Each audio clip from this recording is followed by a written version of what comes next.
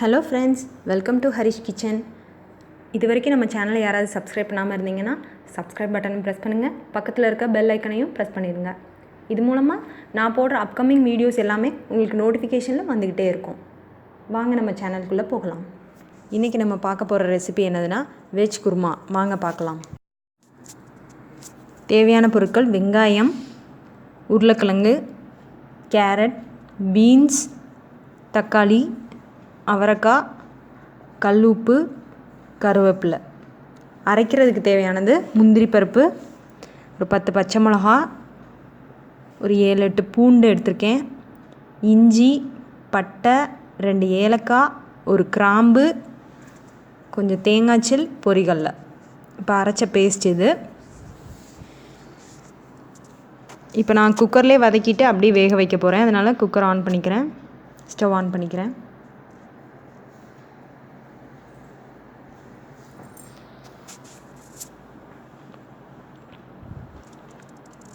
இப்போது ஒரு 5-6 table spoon எண்ணெய் விட்டுக்கலாம்.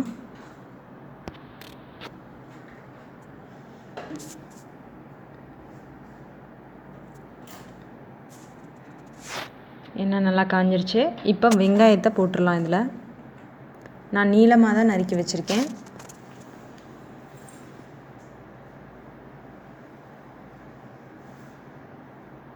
ஒரு 2 பல்லாரி 3 பல்லாரி எடுத்தால் போதும். வெங்காயம் நல்லா வதங்கணும்.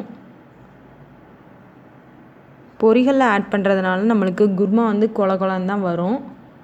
முந்திரி பருப்பு ஆப்ஷனல் தான், டேஸ்ட்டுக்காக தான் ஆட் பண்ணுறோம். வேணும்னா ஆட் பண்ணிக்கலாம், இல்லைன்னா விட்டுடலாம்.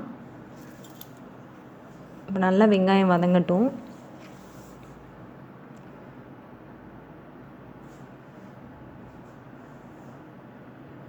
வெங்காயம் நல்லா வதங்கிடுச்சு. இப்போ மற்ற வெஜிடபிள்ஸை இதோட ஆட் பண்ணிக்கலாம்.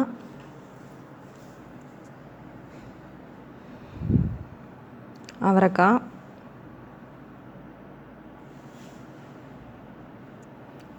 அதுக்கு அடுத்த பீன்ஸ் போடுறேன்.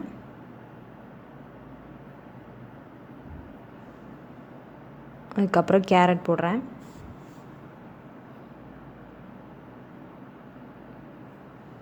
அதுக்கப்புறம் உருளைக்கிழங்கு,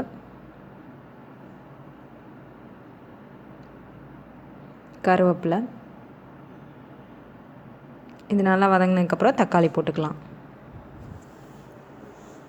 தக்காளி ரொம்ப தேவை கிடையாது, ஒரே ஒரு தக்காளி இருந்தால் போதும். அது ஒரு புளிப்பு டேஸ்ட்டுக்காக தான் இது. இப்போ வெஜிடபிள்ஸ் நல்லா வதங்கிடுச்சு. வதக்கி போட்டால் கூட கொஞ்சம் டேஸ்ட் நல்லா கிடைக்கும். அதனால தான். இல்லை ரொம்ப எமர்ஜென்சி, வீட்டுக்கு கெஸ்ட் வந்துட்டாங்கன்னா வதக்காமல் கூட அப்படியே வேக வச்சுட்டு நான் செய்கிற மாதிரி செஞ்சுருங்க. இப்போ தக்காளி ஆட் பண்ணிக்கிறேன்.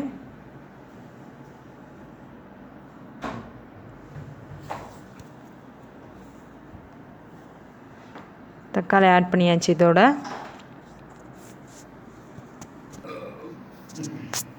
இப்போது தக்காளி வதங்கிடுச்சு.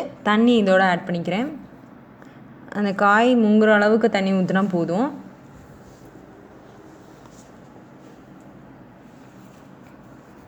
நான் ஒரு 1.5 கிளாஸ் தண்ணி ஆட் பண்ணியிருக்கேன் இதில்.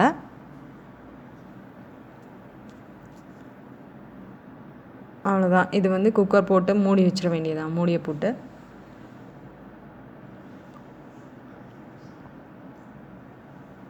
ஒரு 3 விசில் வந்தால் போதும். வெஜிடபிள்ஸ் நல்லா வெந்துடும். ஏன்னா ஏற்கனவே வதக்கியிருக்கிறதுனால சீக்கிரமே வெந்துடும். இப்போ விசில் வந்துருச்சு.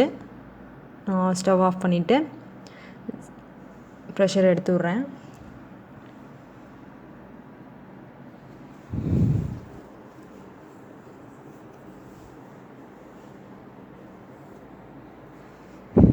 ப்ரெஷர் கம்ப்ளீட்டாக போயிடுச்சு. இப்போ குக்கரை ஓப்பன் பண்ணுறேன்.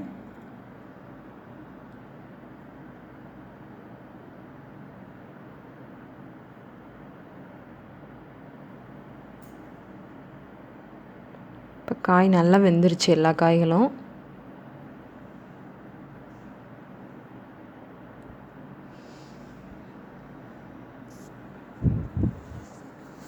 இப்போ இப்போ இது கூட நம்ம அரைச்சி வச்சுருக்க அந்த பேஸ்ட்டை ஆட் பண்ண போகிறோம். திரும்ப ஸ்டவ் ஆன் பண்ணிக்கிறேன்.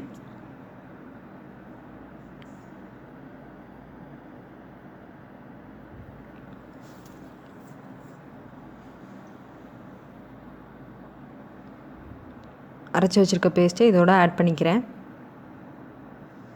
நல்லா மையாக அரைச்சிடணும்.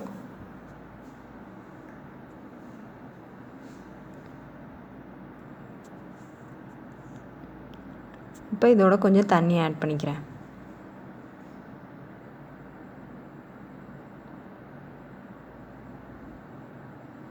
தண்ணி ஆட் பண்ணிட்டேன். இப்போ நல்லா குருமா வந்து கொதிக்கணும், அவ்வளோதான்.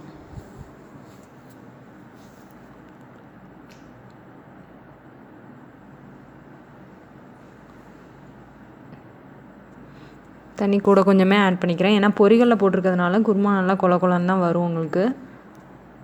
நல்லா கொதிக்கணும். இப்போ இதோட உப்பு ஆட் பண்ணிக்கிறேன். இது 4லேருந்து 5 பேர் வரைக்கும் சாப்பிட்லாம். சப்பாத்தி, பூரி எதுக்குனாலும் தொட்டுக்கலாம். புரோட்டா கூட தொட்டுக்கலாம். ரொம்ப சிம்பிள் தான், டேஸ்ட்டாகவும் இருக்கும். இந்த வெஜிடபிள்ஸ் தான் ஆட் பண்ணணும்னு இல்லை, பட்டாணி, சோயாபீன்ஸ் அந்த மாதிரி கூட வெஜிடபிள்ஸ் ஆட் பண்ணிக்கலாம், இன்னும் நல்லாயிருக்கும். வெஜிடபிள்ஸ் அதிகமாக ஆட் பண்ண குருமா டேஸ்ட்டு நல்லா தான் இருக்கும். நான் வந்து இதில் அவரைக்காய் எதுக்கு ஆட் பண்ணியிருக்கேன் அப்படின்னா, சில பேர் அவரைக்காய் வந்து அவாய்ட் பண்ணுவாங்க. இந்த மாதிரி குருமா, சாம்பார் இதில் வந்து ஆட் பண்ணிட்டோம் அப்படின்னா அது உடம்புக்கு ரொம்ப நல்லது. நம்மளோட ஆயில் பலனை வந்து கூட்டக்கூடிய இது வந்து அவரைக்காயில் இருக்குதுன்னு சொல்லியிருக்காங்க. அதனால தான் எல்லா வகையான சாம்பார், குருமா இந்த மாதிரி இதில் நான் கொஞ்சம் கொஞ்சம் ஆட் பண்ணிக்கிறேன். இது தெரியாமையே நம்ம சாப்பிட்ருவோம். இப்போ நல்லா கொதி வந்துருச்சு.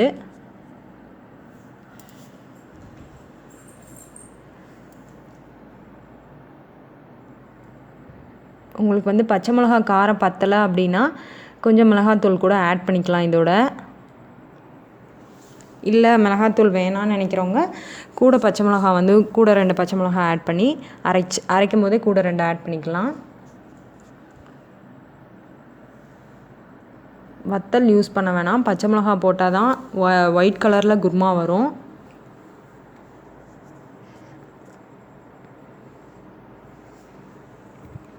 இப்போ நல்லா கொதி வந்துருச்சு. ஒரு 5 நிமிஷம் வந்து கொதிக்கணும். இப்போ எனக்கு காரம் பத்தலைன்றனால நான் கொஞ்சோண்டு மிளகாத்தூள் வந்து ஆட் பண்ணிக்கிறேன் இதோட.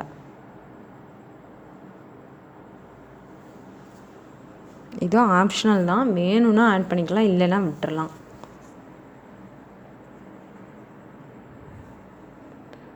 நல்லா கொதி வந்துருச்சு. இன்னும் ஒரு 2 நிமிஷம் கொதிக்கணும்.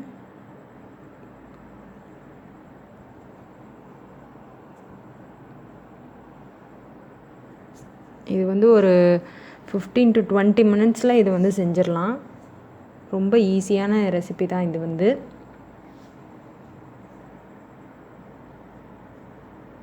அவ்வளோதான், ஸ்டவ் ஆஃப் பண்ணிடுறேன்.